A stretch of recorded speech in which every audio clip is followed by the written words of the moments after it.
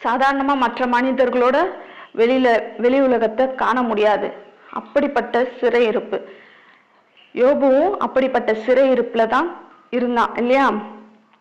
அவன் ஜெயில இல்லை, ஆனா அந்த மாதிரி ஒரு சூழ்நிலையை, நோய்வாய்ப்பட்டு அந்த மாதிரி ஒரு சூழ்நிலையில அவன் இருந்தான். சிறையிருப்புன்றது ஒரு தப்புக்கு கொடுக்குற தண்டனை இல்லையா? ஆனா யோபு ஏதாவது தப்பு பண்ணானா? யோபு தன்னுடைய வாழ்க்கையில எந்த தப்பும் பண்ணதில்லை அப்படின்னு யோபு 1ஆம் அதிகாரம் 21, 22 ஆகிய வசனங்கள் சொல்லுகிறது. நம்ம வாசிப்போமா? நிர்வாணியாய் என் தாயின் கர்ப்பத்திலிருந்து வந்தேன், நிர்வாணியாய் அவ்விடத்துக்கு திரும்புவேன். நான் கர்த்தர் கொடுத்தார், கர்த்தர் எடுத்தார், கர்த்தருடைய நாமத்துக்கு ஸ்தோத்திரம் என்றான்.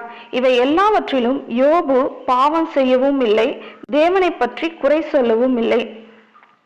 அவன் பாவம் செய்யவும் இல்லை, தேவனை